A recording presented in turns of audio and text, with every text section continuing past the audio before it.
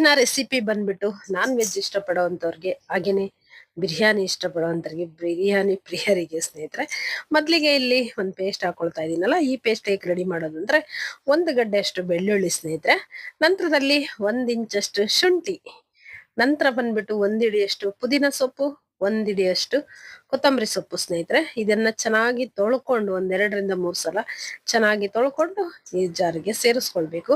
ನಂತರ 3 ರಿಂದ 4 ಹಸಿಮೆಣಸಿಕಾಯಿ ಸ್ನೇಹಿತರೆ, ಅದನ್ನ ಸೇರಿಸ್ಕೊಂಡ್ಬಿಟ್ಟು ಸ್ವಲ್ಪ ನೀರನ್ನ ಸೇರಿಸ್ಕೊಳ್ಬೇಕು.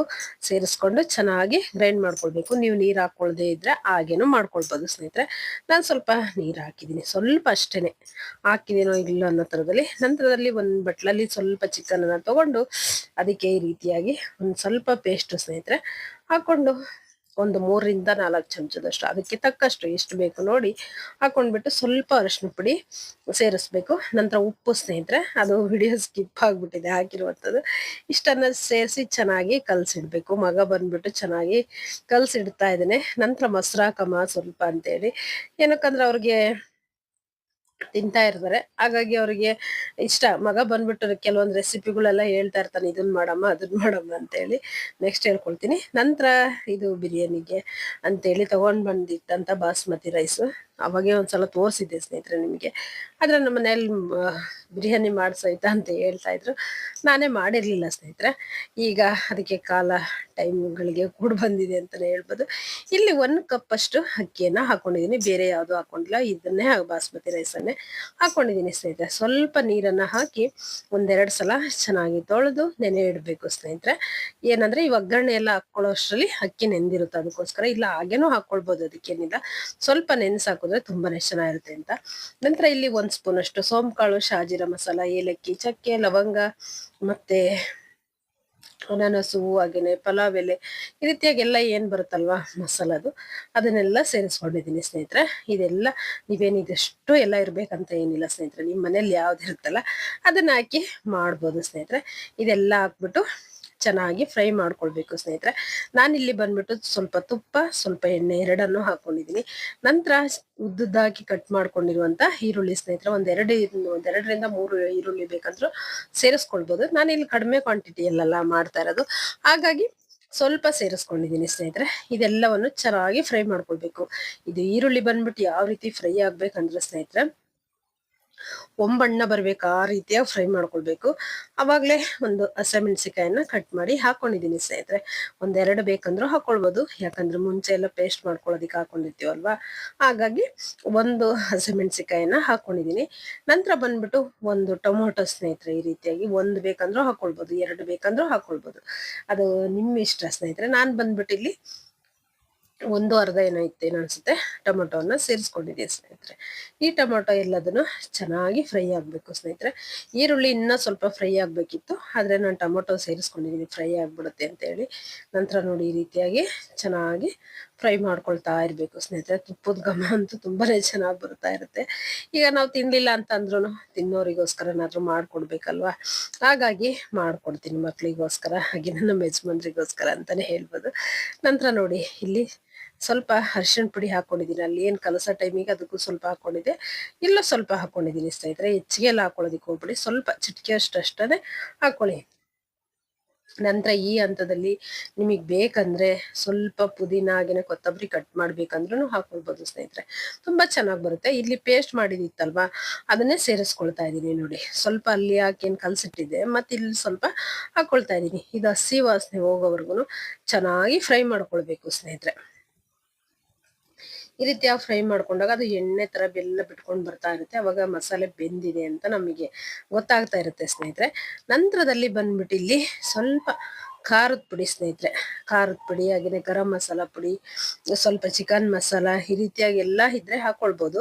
ನಾನಿಲ್ಲಿ ಬಂದ್ಬಿಟ್ಟು ಗರಂ ಮಸಾಲ ಮನೆಯಲ್ಲೇ ಮಾಡಿರುವಂಥದ್ದು, ಹಾಗೇನೆ ಖಾರದ ಪುಡಿ ಸ್ವಲ್ಪ, ಇದು ಮಟನ್ ಸಾಂಬಾರಿಗೆಲ್ಲ ಬೇಕಂತಾನೆ ಮಾಡಿರ್ತೀನಲ್ಲ ಪುಡಿ, ಧನಿಯಾ ಪುಡಿ, ಅದನ್ನ ಸೇರಿಸ್ಕೊಂಡಿದ್ದೀನಿ ಸ್ನೇಹಿತರೆ. ಇಷ್ಟೆಲ್ಲವನ್ನು ಹಾಕೊಂಡ್ಬಿಟ್ಟು ಚೆನ್ನಾಗಿ ಫ್ರೈ ಮಾಡ್ಕೊಳ್ಬೇಕು ಸ್ನೇಹಿತರೆ.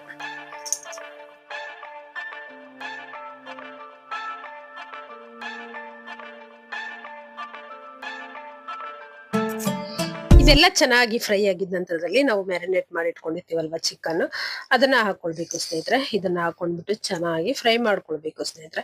ಆ ಮಸಾಲೆ ಎಲ್ಲ ಇರುತ್ತಲ್ವಾ, ಅದು ಎಲ್ಲ ಇದ್ರ ಜೊತೆಗೆ ಹೊಂದ್ಕೊಳ್ಬೇಕು. ಅವಾಗ ತುಂಬಾನೇ ಚೆನ್ನಾಗಿ ಬರುತ್ತೆ. ಡೈರೆಕ್ಟ್ ಆಗಿ ಬೇಕಂದ್ರೂ ಹಾಕಿ ಮಾಡ್ಬೋದು ಸ್ನೇಹಿತರೆ, ಆದ್ರೆ ಈ ತರ ಮಾಡಿದ್ರೆ ತುಂಬಾ ಚೆನ್ನಾಗಿರುತ್ತೆ ಅಂತ ಅಷ್ಟೇನೆ. ನಮ್ಮ ಮನೆಯಲ್ಲಿ ಸ್ವಲ್ಪ ನಾನ್ ವೆಜ್ ಎಲ್ಲ ಮಾಡುವಂಥದ್ದು ಕಡಿಮೆ ಸ್ನೇಹಿತರೆ, ಅಪರೂಪದಲ್ಲಿ ಅಪರೂಪ ಅಂತಾನೆ ಹೇಳ್ಬೋದು. ಹಾಗಾಗಿ ನನ್ಗೇನು ಅಷ್ಟೆಲ್ಲ ಇದಿಲ್ಲ, ಆದ್ರೆ ಯಾವಾಗಾದ್ರೂ ಮಾಡ್ಕೊಡ್ತಾ ಇರ್ತೀನಿ ಅಷ್ಟೇನೆ ಸ್ನೇಹಿತರೆ. ನಂತರ ಇದೆಲ್ಲ ಚೆನ್ನಾಗಿ ಫ್ರೈ ಆಗ್ಬೇಕು ನೋಡಿ.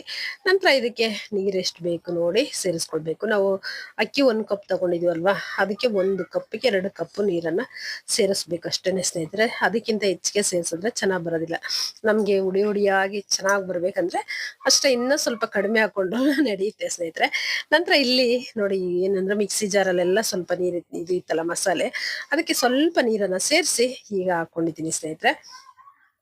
ಹಾಕೊಂಡ್ಬಿಟ್ಟು ಇದು ಚೆನ್ನಾಗಿ ಫ್ರೈ ಮಾಡ್ಕೊಳ್ತಾ ಇದ್ದೀನಿ. ಅಂದ್ರೆ ದಪ್ಪ ತಳದ ಪಾತ್ರೆಯಲ್ಲಿ ಮಾಡಿದ್ರೆ ಏನೂ ಆಗೋದಿಲ್ಲ.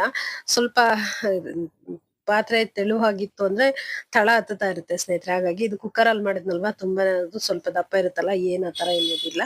ನಂತರ ನೋಡಿ ನೀರೆಲ್ಲ ಇದು ನೋಡ್ಕೊಂಡು ಹಾಕಿದ್ವಲ್ಲ, ನೀರ್ ಹಾಕಿದ ನಂತರದಲ್ಲಿ ಈ ರೀತಿಯ ಕುದೀತಾ ಇದೆ. ಈ ಹಂತದಲ್ಲಿ ಸ್ನೇಹಿತರೆ ನೀವು ಸ್ವಲ್ಪ ಉಪ್ಪು ಎಲ್ಲ ಕಡಿಮೆ ಇದೆಯಾ ಹೇಗೆ ಅಂತ ಈಗ ಬೇಕಂದ್ರೆ ನೋಡ್ಕೊಳ್ಬೋದು, ಅಥವಾ ನೀರೆಲ್ಲ ಸೇರಿಸ್ತೀವಲ್ವಾ ಇದ್ರಲ್ಲೂ ಬೇಕಂದ್ರೂ ನೋಡ್ಕೊಳ್ಬೋದು ಸ್ನೇಹಿತರೆ.